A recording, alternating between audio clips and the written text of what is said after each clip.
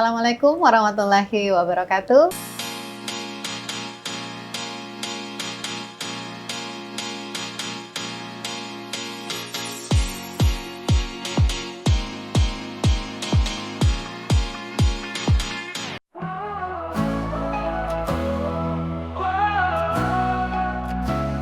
Di ufuk timur, cahaya bersinar. Pengadilan tinggi agama berdiri tegak, melayani dengan hati penuh integritas, bersatu dalam langkah menuju tuntas. Bersih dari celah, tegas tanpa ragu, transparan melaju demi bangsa dan waktu.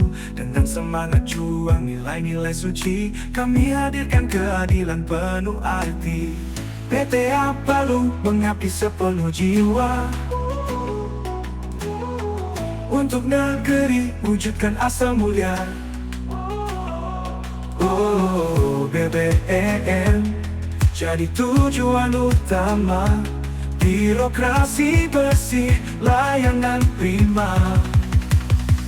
Integritas jadi nafas kami, profesional, jujur, dan peduli.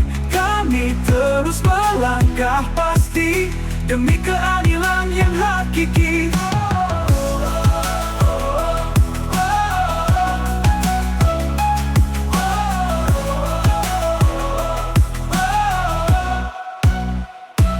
PTA Palu mengabdi sepenuh jiwa, transparan melaju demi bangsa dan waktu. Dengan semangat juang nilai-nilai suci, kami hadirkan keadilan penuh arti. PTA Palu mengabdi sepenuh jiwa untuk negeri, wujudkan asa mulia. Oh, BBM jadi tujuan utama. Birokrasi bersih, layanan prima. Integritas jadi nafas kami, profesional, jujur, dan peduli. Kami terus melangkah pasti demi keadilan yang hakiki. Mari bersatu kita buktikan, PTA Palu siap melayani dengan ketulusan, menuju predikat yang kita dambakan. BBM kita raih kemenangan. Oh, wah kemenangan. Oh, Assalamualaikum warahmatullahi wabarakatuh, sahabat peradilan dan sahabat Nabilo Pura. Kembali bertemu dengan kami di podcast Nabilo Pura Pengadilan Tinggi Agama Palu. Dan sudah beberapa episode kita lalui bersama di podcast Nabilo Pura ini dan selalu menyajikan informasi yang selalu terupdate.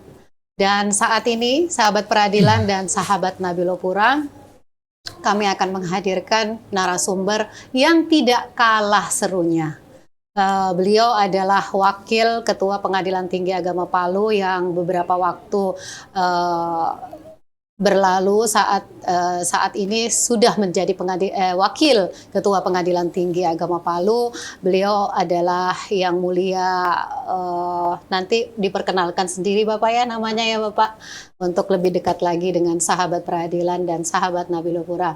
Baik, sahabat peradilan dan sahabat Nabilo Pura, untuk lebih dekat dengan beliau, kita sapa beliau. Assalamualaikum Bapak. Waalaikumsalam. Assalamualaikum Ibu. Waalaikumsalam. Gimana Bapak berada di podcast ini Bapak? Alhamdulillah, kami sangat senang dan surprise karena baru datang langsung dilibatkan dalam podcast yang luar biasa. Masya Allah, terima kasih Bapak. Bapak, pasti Bapak punya kesan tersendiri setelah sampai lagi di Pengadilan Tinggi Agama Palu ini Bapak ya. Insya Allah. Nanti Bapak akan bercerita panjang lebar kepada sahabat peradilan. Baik, silakan Bapak memperkenalkan diri kepada sahabat peradilan.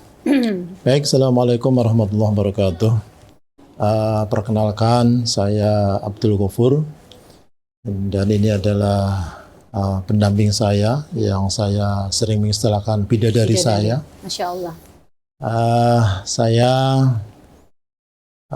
berasal dari Pemalang, Jawa Tengah, meniti karir di pengadilan agama, pertama di Timur Leste, ya, yang sekarang sudah merdeka, kemudian ke Atambua, kemudian tahun 2001 berkarir di pengadilan agama Temanggung, Jawa Tengah sebagai hakim, kemudian ke pengadilan agama Blora sebagai wakil ketua, kemudian pengadilan agama Wonosari sebagai ketua di Yogyakarta, kemudian di Purwodadi kelas 1A sebagai wakil, dan pengadilan agama Pemalang kelas 1A. Setelah itu saya diangkat sebagai hakim tinggi yang pertama kali, yaitu di sini di Pengadilan Tinggi Agama Palu. Kemudian selama 2 tahun di sini yang sangat luar biasa ini, saya dipindah ke Pengadilan Agama Samarinda. Di sana 9 bulan, kemudian setelah itu ada SK turun di Pengadilan Tinggi Agama Papua Barat selaku wakil ketua.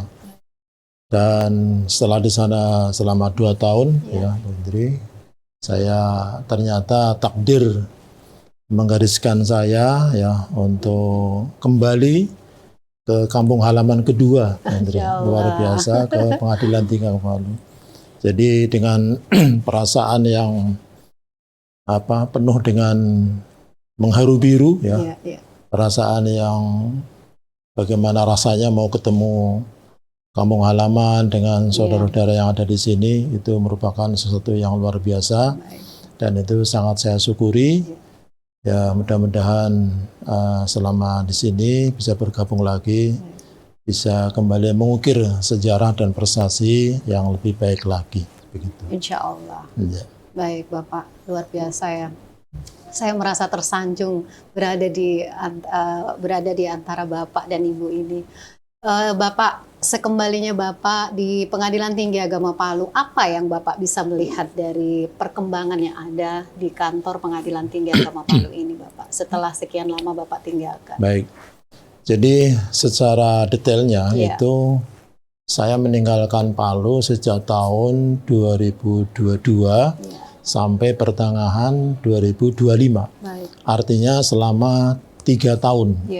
3 tahun itu bukan masa yang sebentar, dan itu pasti akan membawa perubahan yang sangat signifikan. Baik. Jadi setelah kemarin saya datang ke sini dengan sambutan yang luar biasa, ya, dari teman-teman yang memang saya anggap itu seperti keluarga sendiri. Saya itu hampir-hampir tidak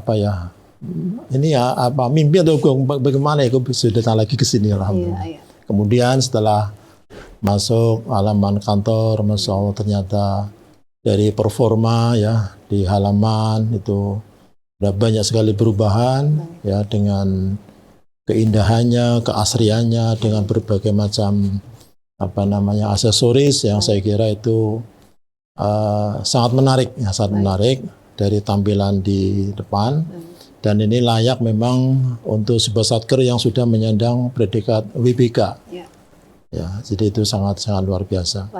Belum lagi kemudian setelah saya masuk di dalam kantor ini, sangat sekali tampak sekali, ya, banyak perubahan-perubahan, terutama podcast ini, ya, yang dulu itu belum kita mimpi, ya, sekarang sudah menjadi kenyataan. Oleh karena itu saya sangat berbahagia masuk ke dalam sebuah satker yang menurut saya nanti akan banyak belajar dan sangat antusias untuk bisa mengikuti program-program yang ada di sini. Dan kami sebagai pendatang baru mudah-mudahan banyak menimba pengetahuan dan pengalaman-pengalaman yang tentu banyak pengalaman baru di Pengadilan Tinggi Agama Palu ini. Baik, Bapak. Luar biasa Bapak, ya. Saya terharu juga nih. Baik, sahabat peradilan, kita coba sapa Ibu dulu ya. Assalamualaikum Ibu, silakan perkenalkan diri kepada sahabat peradilan, Bu. Waalaikumsalam. sahabat peradilan yang saya cintai dan Iya. saya hormati. Alhamdulillah, sebelumnya saya perkenalkan, saya Nyonya Abdul Ghafur.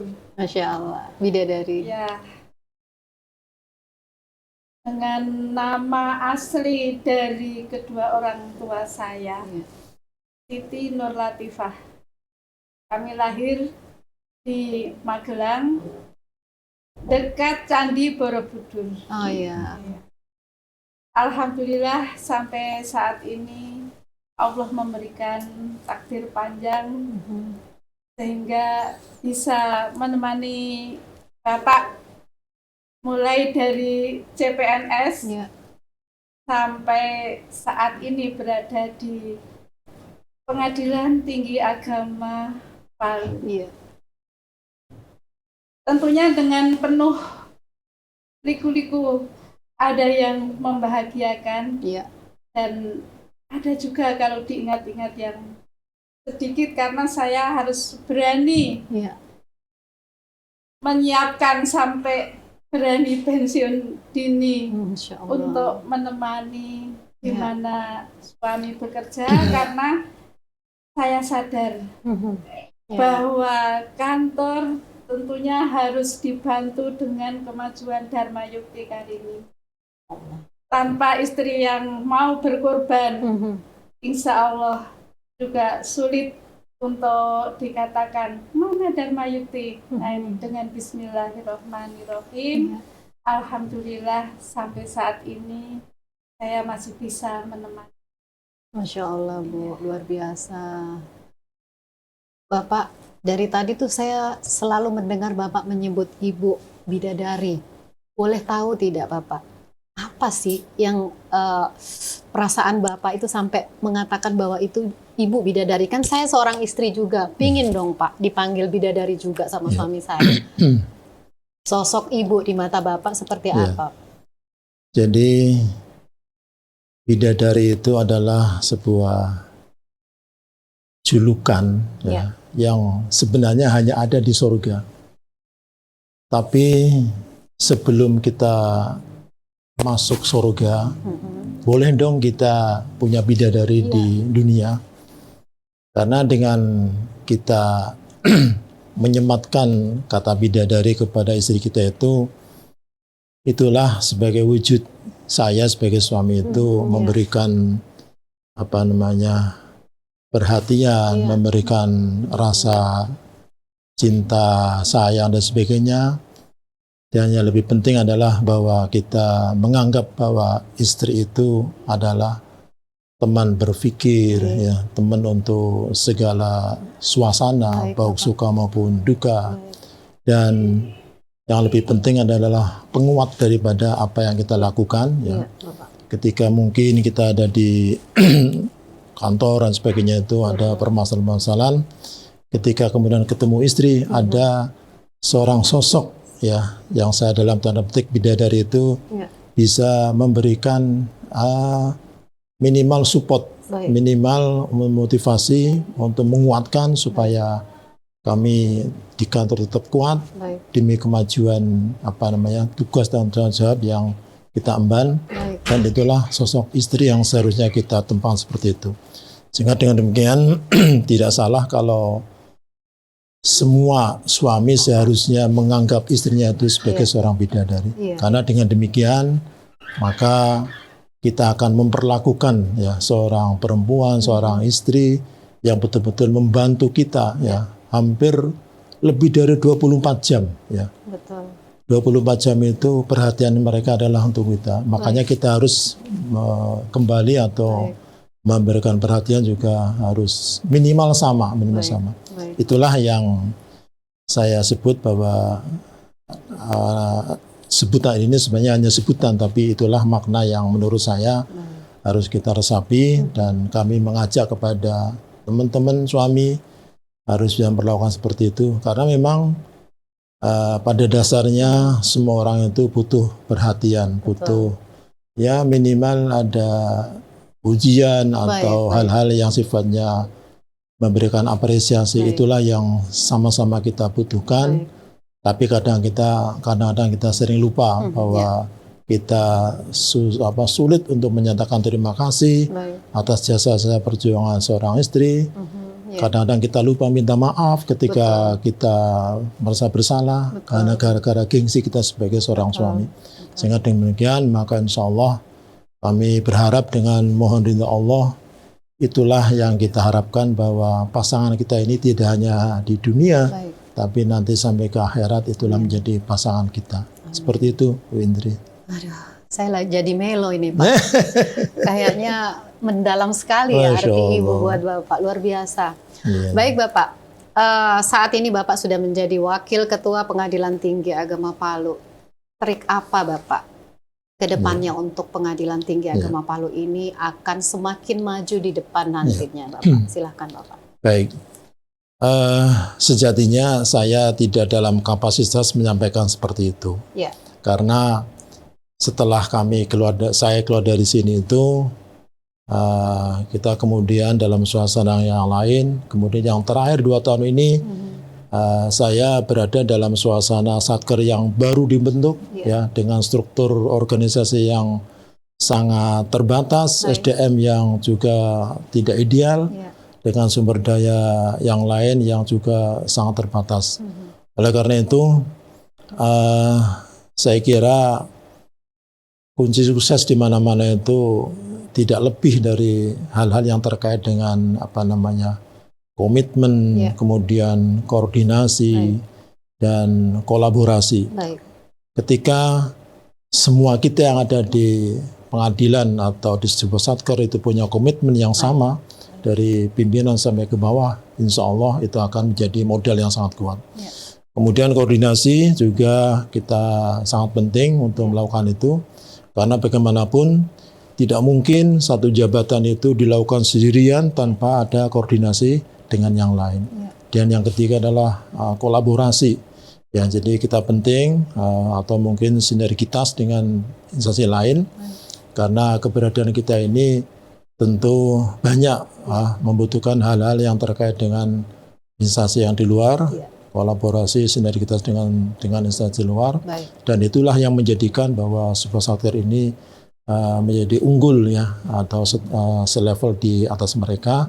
Dan kita betul-betul menjadi satker yang bermanfaat, bermanfaat baik di lingkungan pemerintahan maupun di masyarakat secara luas. Saya kira itu. Baik.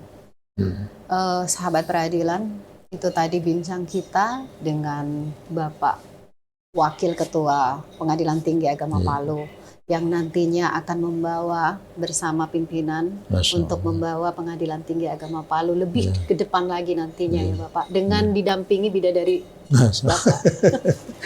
Baik, sahabat peradilan, itu tadi perkenalan kami dengan Yang Mulia Wakil Ketua Pengadilan Tinggi Agama Palu. Kami berharap Bapak dan Ibu senantiasa sehat, senantiasa pokoknya doa yang terbaik lah untuk Bapak dengan Ibu. Semoga Pengadilan Tinggi Agama Palu ini bersama Bapak dan Ibu nantinya akan menjadi Pengadilan Tinggi Agama Palu yang semakin wow. Baik, sahabat peradilan, demikian episode kita pada siang hari ini. Sampai jumpa di episode berikutnya. Jangan tinggalkan podcast Nabelo Pura Pengadilan Tinggi Agama Palu. Assalamualaikum warahmatullahi wabarakatuh. Waalaikumsalam warahmatullahi wabarakatuh.